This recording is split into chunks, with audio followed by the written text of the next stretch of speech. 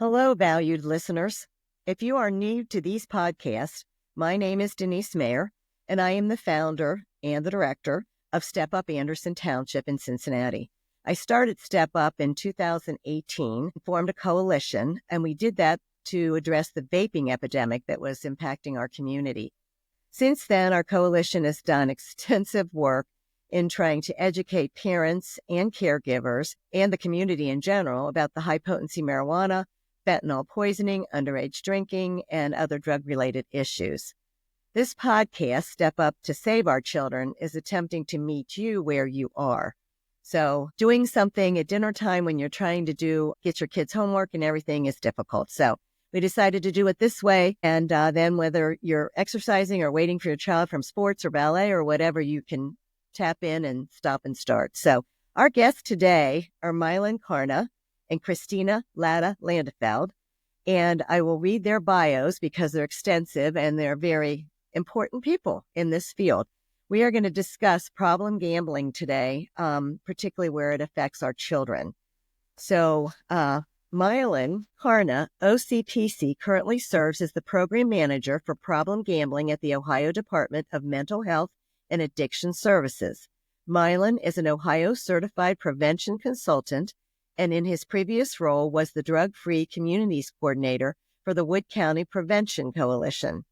He also served as one of the co-chairs of the Wood County Addiction Task Force as an advisory board member for the statewide Prevention Coalition Association, and as a member of the Bowling Green State University Alcohol and Other Drug Task Force. In August 2018, Mylan represented the Wood County Prevention Coalition during a presidential roundtable at the White House for the grant announcement and 20th anniversary of the Drug-Free Communities Program. In 2019, Mylan was the recipient of the ADA-PAO, now known as OPPA, Community Champion Award for going above and beyond expectations to advance prevention within his community. Welcome, Mylan.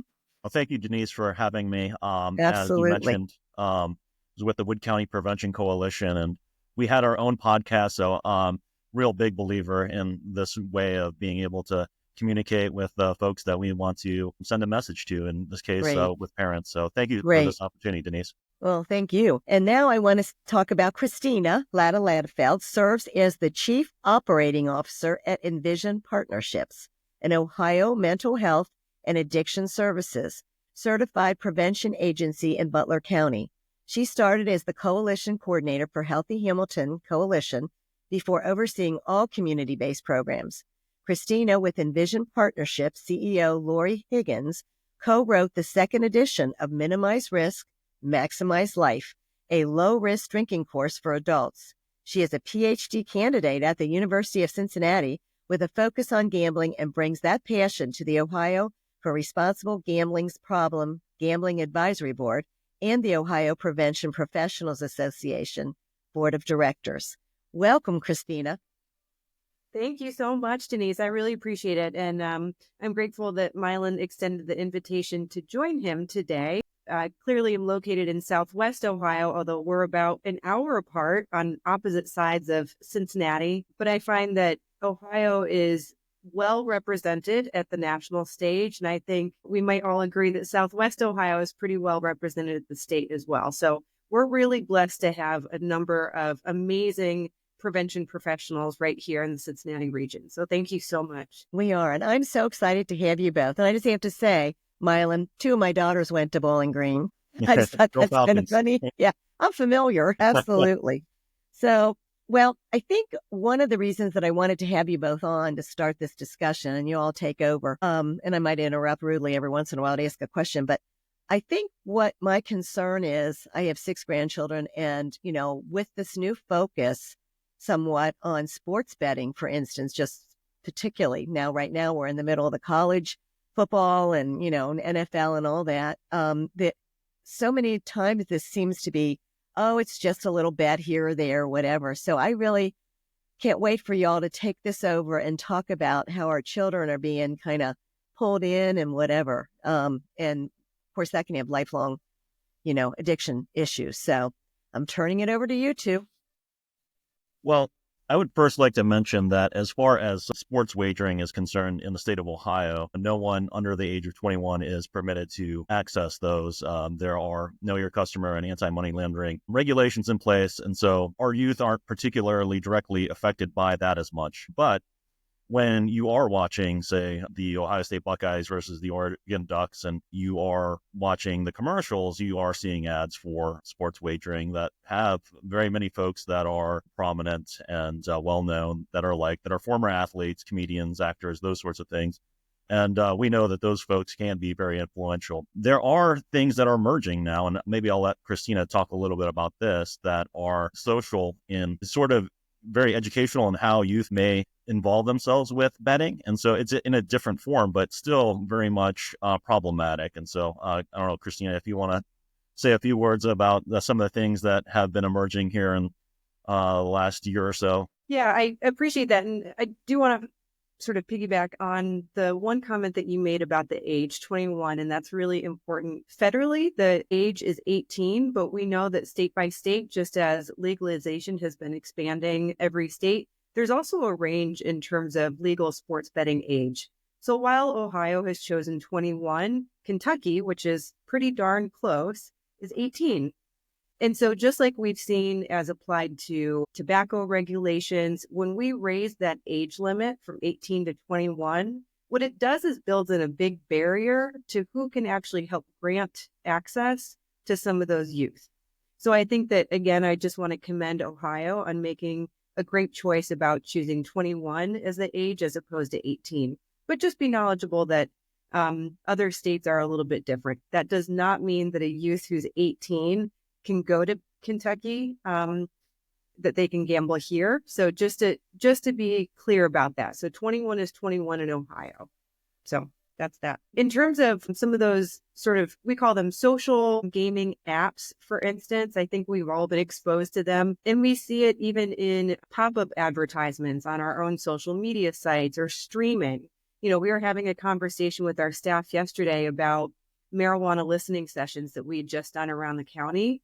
And one thing that came up again and again is that the youth who talked about advertisements that they saw for marijuana, again, not legal for people under the age of 21 in the state of Ohio, said, oh, I saw ads on TV. And so we had a discussion amongst ourselves. Well, what could that actually mean? Well, smart TVs these days are not WCPO, right? It's not WXIX. Right. It really is, oftentimes it's streaming sites. So they might be watching TV, but what that actually means is that they're watching YouTube on what looks like a television screen. So that's where some of that ad exposure and this sort of messiness of the regulations comes into play. And again, that ad exposure. The other thing is there is sort of entry points through, and I think we'll probably touch on this a bit more later, but in terms of gambling within games. So if you go to something like PlayStation Universe, PlayStation, it seems harmless. And when you look into that, you can actually find they recommend what games have casinos in them or have betting that's available within those.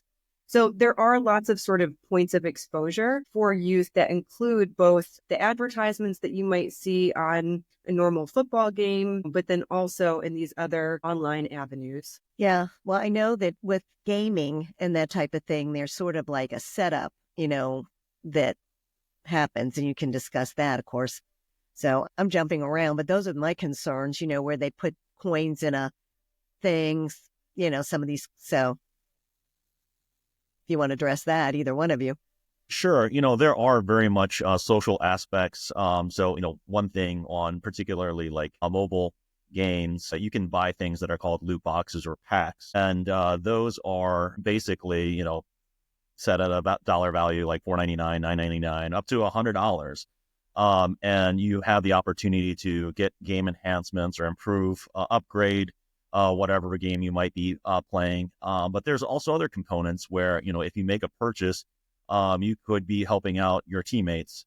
And so there may be pressure for you to make more purchases, or if someone else made a purchase, you might want to make a purchase. That can escalate quite quickly.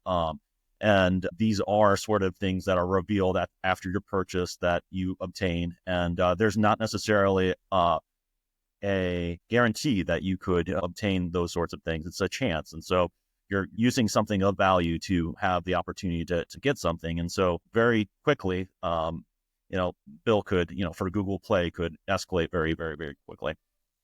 Yeah, Is there any age thing with that? Like if they're just on there gaming, is there any kind of a restriction?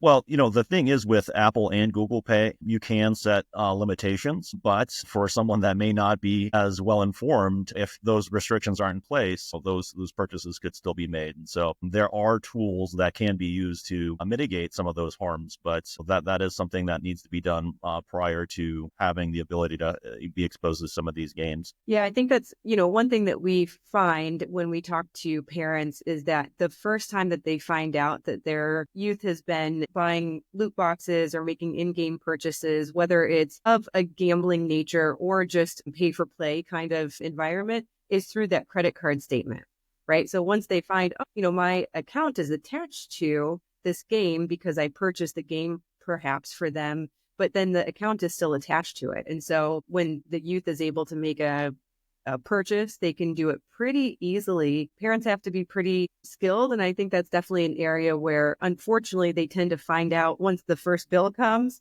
And then they find out pretty quickly what it is that they can do to help them set up those restrictions ahead of time.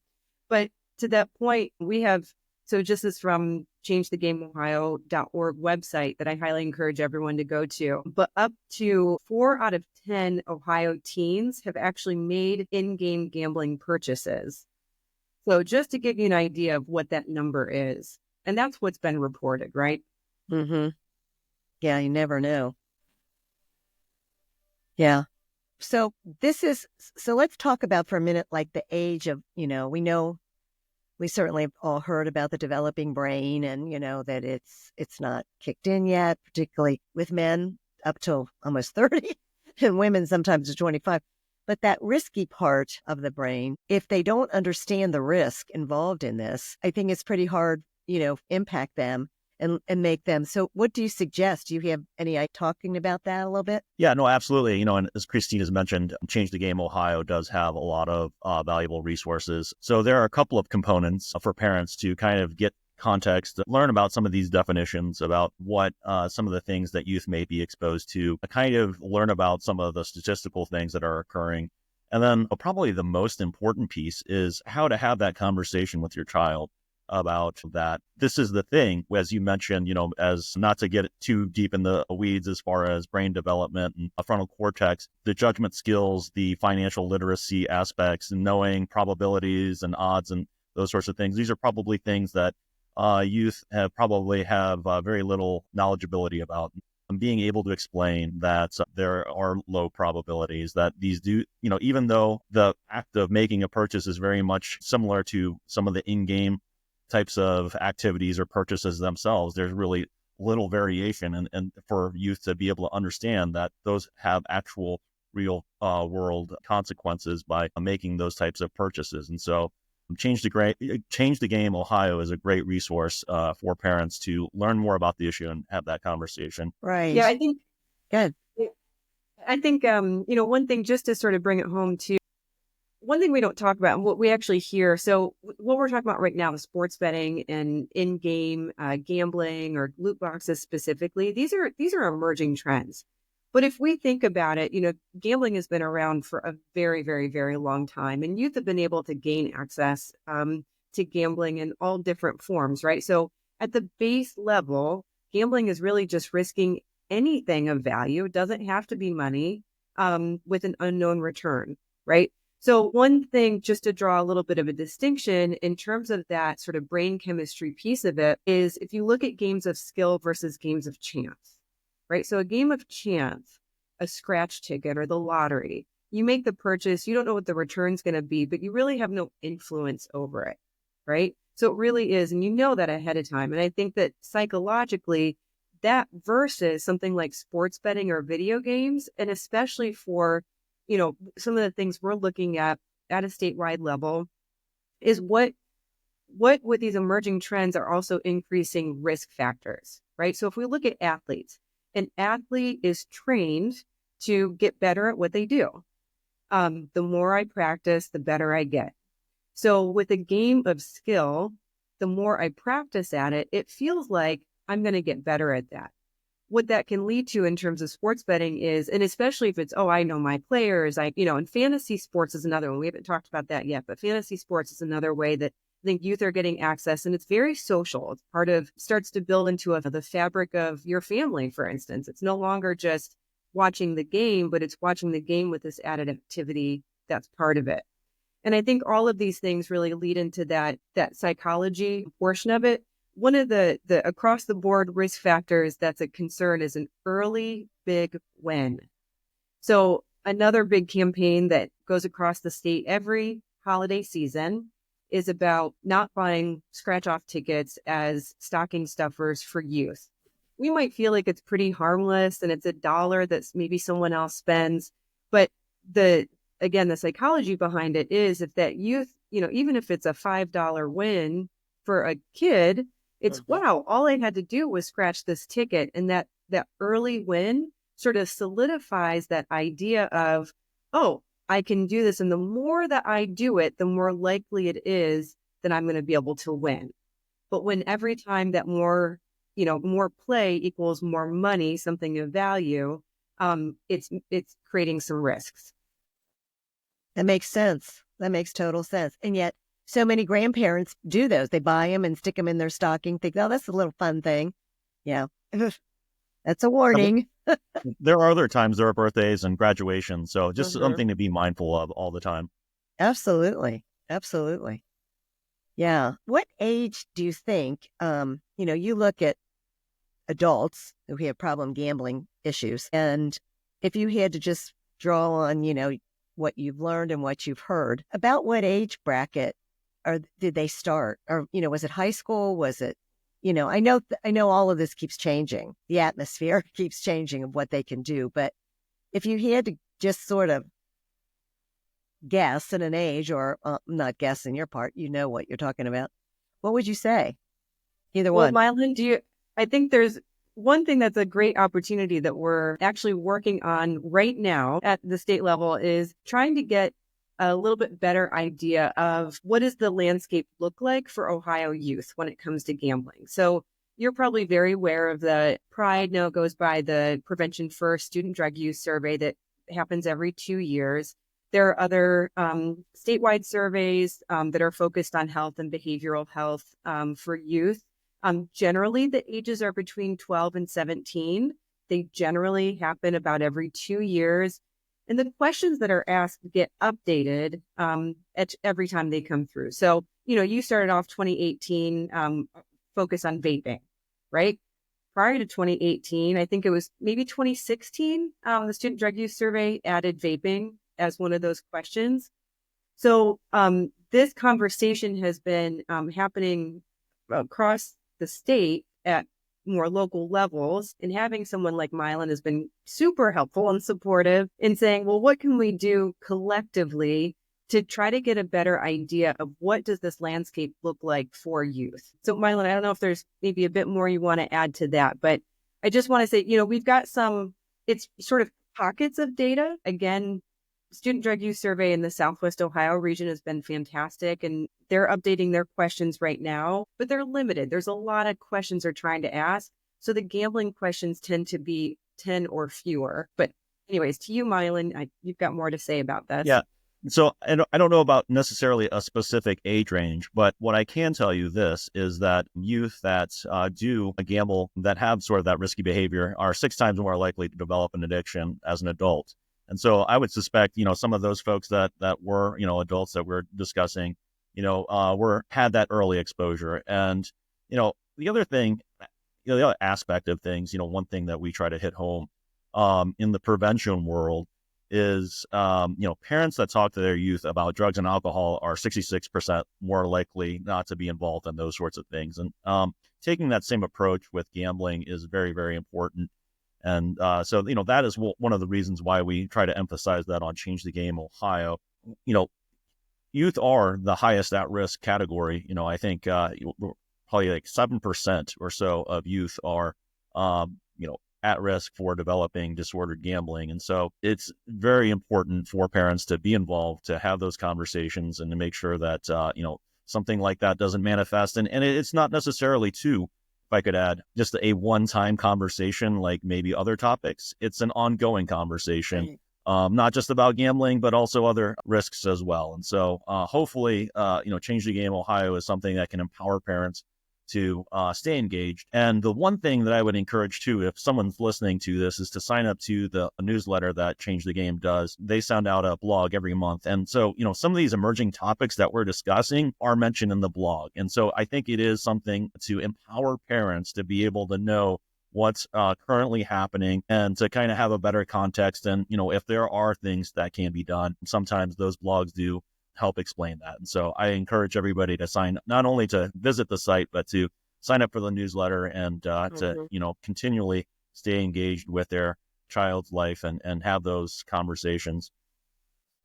Absolutely. I was thinking, when we talk, and we have many times, our coalition about, the high potency marijuana, the fentanyl poisoning, and, underage drinking and all of the things, there is a perception of harm that goes along with those. Some parents embrace that a little more than others, but, there is definitely that. But with the gambling, I would think that it would be a little bit more difficult to really be able to share that with your child.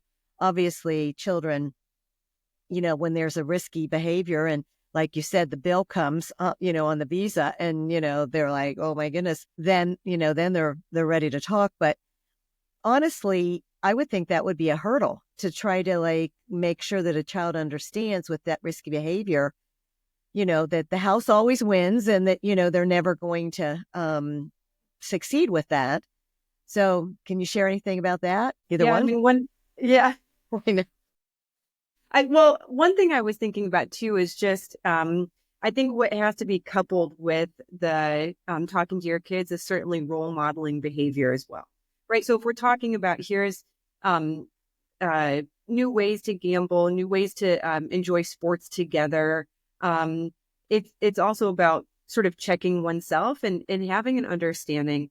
I'm not going to remember the exact stat on this, but what I do remember is at last year's Problem Gambling Network of Ohio conference, someone was talking about the ways that Ohioans were, so adults, were sports betting. They were able to identify that they were doing it sort of the way that I might play a video game, which is I don't do it. And so especially those fighting games, I just hit all the buttons at once, right? If I can kick and punch and do all those things at one time, maybe I'll outbeat my competitor, right? That's my way of playing video games.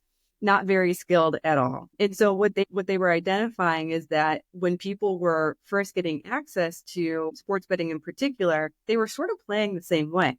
It was like, I don't know what a prop bet is. I don't know what this is. I'm just making a bunch of purchases at one time because I want to be part of this experience. And so whether that's older siblings, it's cousins, it's parents, it's whomever, but is their understanding what, the behaviors that they're role modeling and what they can learn about it is going to be very, very helpful as well. So again, Miley can speak to a little bit more. There are wonderful tools in place and campaigns and ways for Ohioans to learn about, their own behaviors and putting some boundaries in place.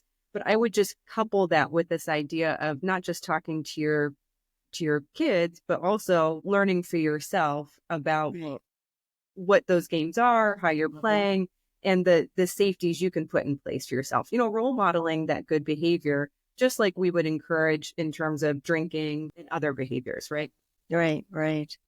Well, is there a connection? Do you see a connection at all with, a young person that has gotten involved in the problem gambling at all with other risky behaviors, like say substances, substance abuse, that type of thing, mental health issues? Yeah. Absolutely. Gambling is something that occurs quite often. I just wanted to quickly step back and to add another piece to what Christina had previously mentioned. We do have a wonderful resource called Pause Before You Play that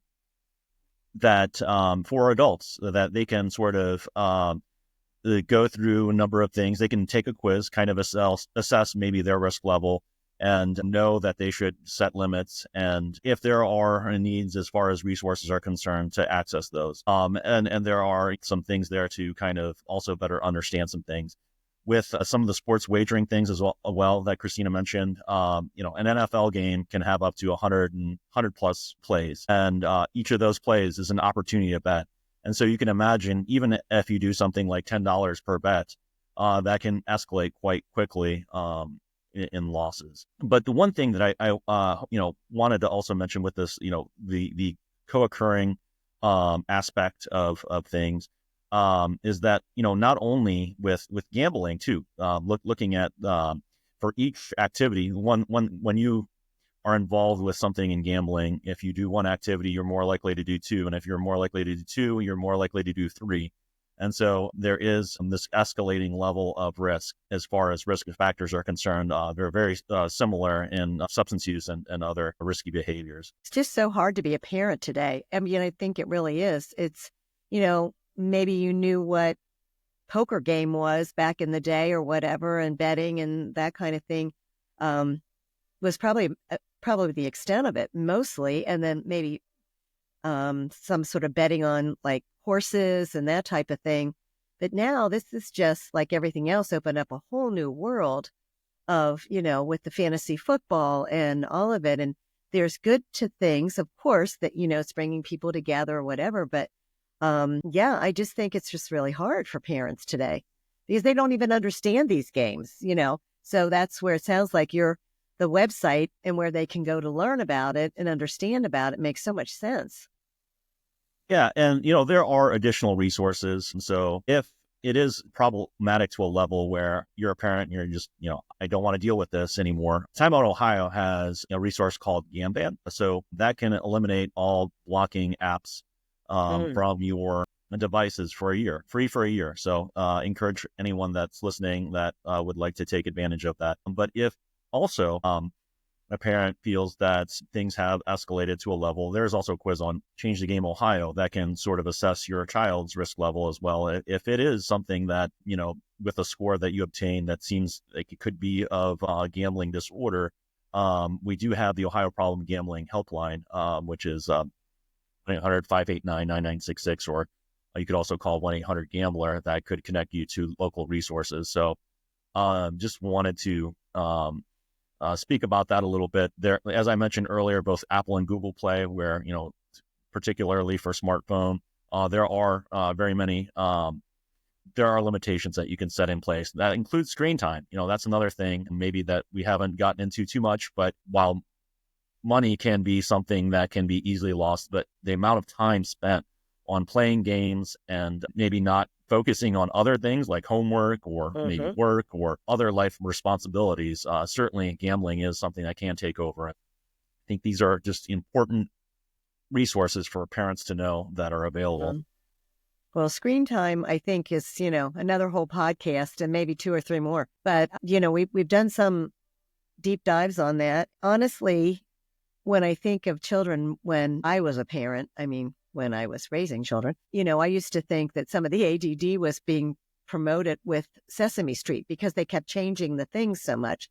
Well, that was nothing compared to what the kids are being exposed to now. So, and they that's a reward. And so I think that's where you're going with this, like, you were really good and you did your chores or you did your homework, and now you can have extended screen time.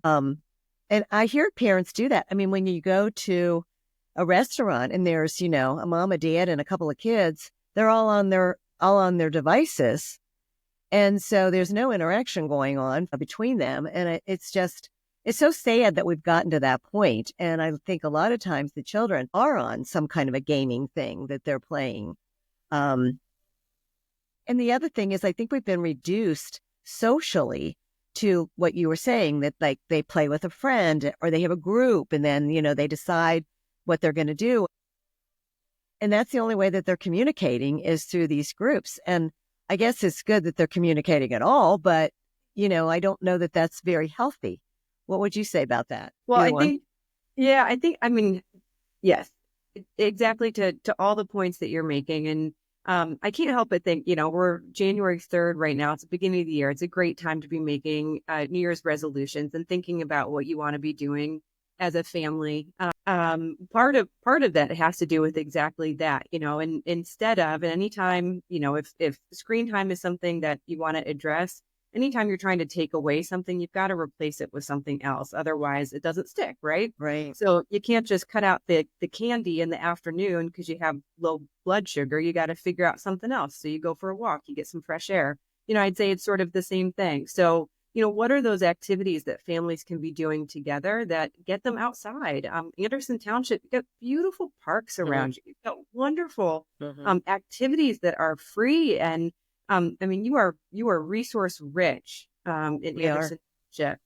To be able to enjoy those parks together, to learn something new, to play a game that's outside, to encourage face time, because I think, whether you talk to people in schools, social workers, etc., especially through the pandemic, we're all adults here. We had social skills going into the pandemic, and maybe we needed to learn how to, connect with people in a face-to-face way a little bit differently. But for kids, they miss some major skills in terms of socialization. So that's great that they can socialize online. But if your kids are spending all day, every day indoors, they're not learning those basic socialization skills. And so, again, what are the opportunities you can provide as a parent with play dates for young kids and for sports activities and other, whatever it is, even if it's not sports? But there's so many opportunities. The libraries, have programs all the time that are able to get people together and enjoying one another. And it doesn't cost money to do those things. No, it doesn't. Well, I think the resiliency factor, I always get back to it because no matter what we're discussing, if it's the marijuana or the fentanyl poisoning, well, that's a little different, but it seems like no matter what we're discussing, it always gets back to there's going to be something new. So everything is constantly evolving. When I first started this, it was the vaping. I just couldn't believe it. I couldn't believe people were doing that. And then when I found out how addicting it was for the kids, and and you can't put everything on the schools. That's ridiculous. But parents have to step up and say, listen, this is my child, my responsibility. I need to talk to them. But I think it's become just an ongoing thing. And every time I get on like Top Cop or whatever, there's a new drug, a new variation of the drug. There's whatever, and we have to stay educated because that's the only way. You can't fix what you don't know. But when you think about it, it's really building your child up to be resilient to whatever's coming down the pike. And if that's the gambling, it's all really falls into that same basket that, I feel good enough about myself that I don't really need to do that. And I think that, I don't know, would you agree with that? Well, one aspect if we take a look back over time with substance use, we can see that youth are participating less in those types of things. Now, the dangers have increased here over the course of the last year, and listening to your past podcast on fentanyl, and there's other things like carfentanil, certainly terrifying. With that being said, though, I think over time parents have done a better job about having those discussions and having that positive influence on not doing that. The thing that we are seeing with gambling is that rates are going up here, so we've had increased accessibility and those sorts of things. And now is the opportunity for parents, from a cultural standpoint, it may have seemed innocuous or maybe not as dangerous or terrifying as something like fentanyl, but it is something that is impacting children, how they behave emotionally or how they deal with emotions and how they may do academically and all those sorts of things. And so I think, as you mentioned, it is time for parents to step up and have that conversation. The earlier, the better, and, the better, more positive impact they can have. And so,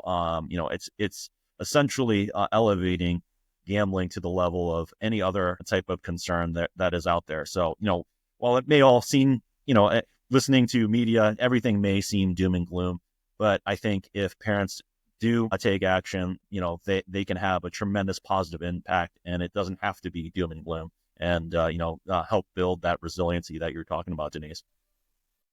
I agree with that. Just even over the, 7 years or almost 7 years or whatever it is that we've been doing this, I think there's been a decrease in the amount of vaping across the country now. I can't specifically say here, but it seems that way. And, I have grandchildren that, are like sophomores in high school type of thing. And I mean, they just, that vaping wouldn't even be a consideration. You've got the health risks of that. And if you're an athlete, all of that, but the mental health part of that, I still think is challenging from the standpoint that, I talked to a parent the other day and they were saying about their child has been vaping. And we forget, and I'm not going to go sideways on this, but vaping the THC now, not just, I won't say just, but the nicotine is kind of a gateway thing. And by the time they figure out there's a problem, there's a really big problem. So the more that you can address that at a younger age and talk about these things, I do think we're making an impact is what I'm trying to say. I think the work, as you both know, being coalition people to begin with, it's tough. It's really tough to get, the parents to even listen to you. Why should I listen to you? Whatever type of thing. I mean, I have probably been to more webinars than I can ever count, and you try to share the information and get good speakers to come in and talk about these things. And then it's really difficult for them to come. So that's why we were doing this as a podcast, because we thought, well, this way they can stop it and start it and find out what is really important. But I will have to admit that early on with the different substances and that type of thing, gambling was not on my radar. It just wasn't. That's the honest to God truth, and I saw it come out in the prevention first handbooks, and I read it, and I looked over it and I thought, and then the more that as things progress and with the fantasy football and all of that type, that's why I reached out, because I think this is another thing that the parents need to be talking about and not just celebrating it as, your quarterback made X amount of, touchdowns or whatever, was able to complete his throws, whatever. It's like a fun thing, not necessarily a risky thing. And I think that's where the problem is. So exactly to that point, a colleague of ours says that gambling is the only behavioral addiction that provides hope, right? And if you think about suicide prevention, if you do any sort of suicide prevention, especially QPR, what does it start with? And why is it bystander intervention? Because everybody can provide hope. Hope is the antidote to suicide, right? And suicidality. So here, now we've just created what is also defined as, one, it's the most hidden behavioral health issue, behavioral disease. And also it's the most closely linked to suicidality, gambling is. So it's not alcohol. Alcohol is closely related. It's not marijuana. There are some connections there, but it's gambling. So why is that? And it's because you can have it, one, provides the hope that we just talked about, but then also within minutes, it can be devastating. And I think what's important is that certainly is the case, when we think about gambling, if you're talking about you lose your life savings, a 16-year-old isn't going to have an understanding of what that means. Right. But there are certainly things of high value, or maybe they have gotten access to the parent's credit card. And so they know the repercussions of that. And that can be devastating, especially for those young brains. And mental health is so important, and youth mental health is so important right now. I think that is the number one reason that everyone should be concerned about youth gambling.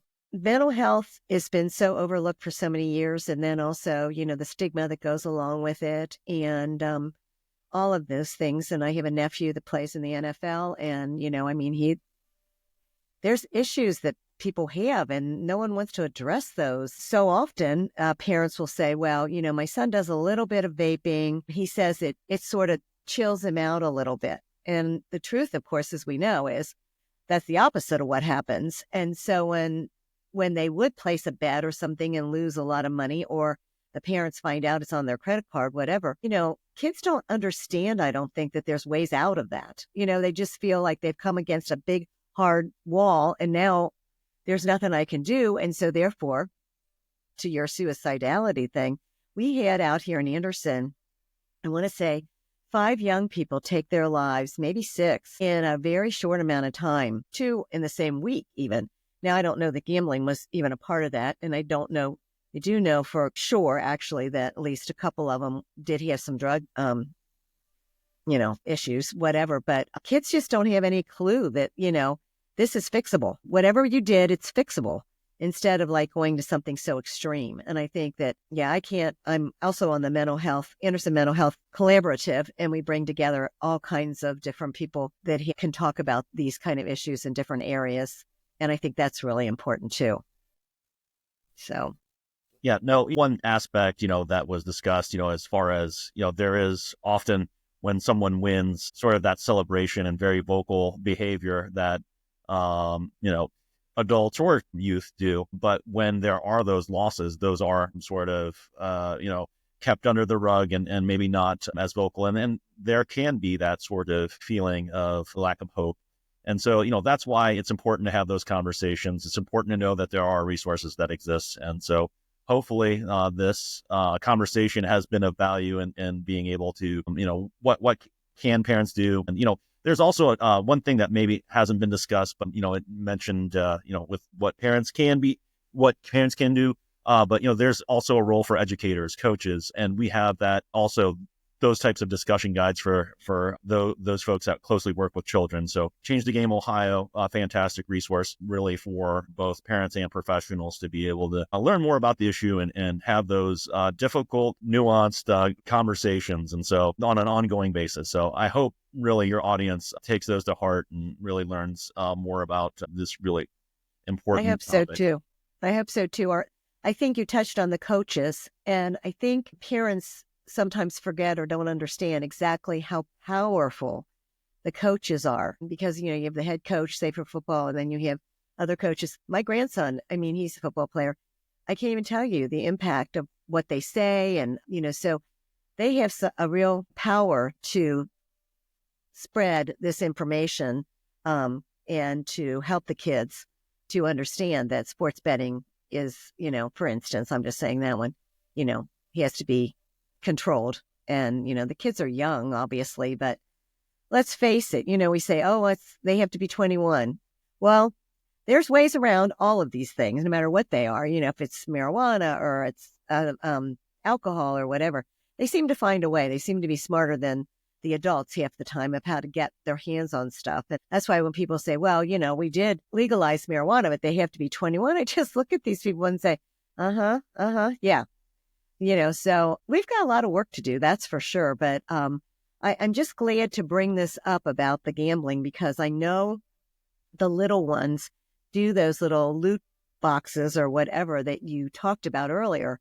And I don't think that seems very harmless, I'm sure, to parents. But if it sets them up for, a lifetime of addiction, and if they are prone to addiction anyway, genetically or whatever, it can just control their whole life. And I'm sure you've seen plenty of that where, their lives are completely turned upside down and hard to get back. Just like you said, losing all of your savings and that type of thing.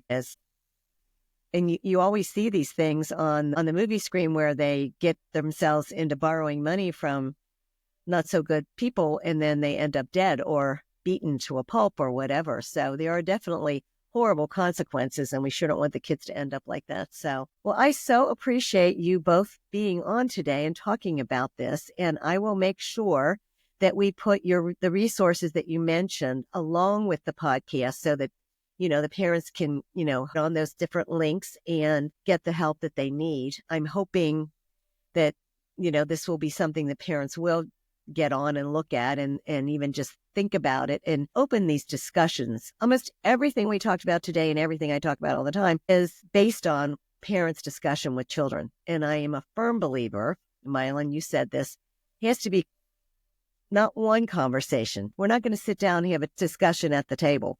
We're going to talk about this here and there, little bits that they can digest and think about. And I truly believe that's the best way for us to get to the kids and have everybody on the same page, the coaches, the teachers, the rest of the community, that this can be a problem. So I'm so grateful to have you both here today. And we might talk again one day. I don't know, but I appreciate it. So thank you very, very much. Thank our guests, and all of our people that are listening to the podcast for listening. You can see these podcasts on YouTube, our channel on YouTube, Step Up to Save Our Children. You can also see it on social media, probably LinkedIn, all of the Facebook, Twitter. But please share and follow us so that we can reach more parents. And if you subscribe to our channel, that helps us a lot. So thank you so much for being here, all of you. And you have a great new year. Thank you.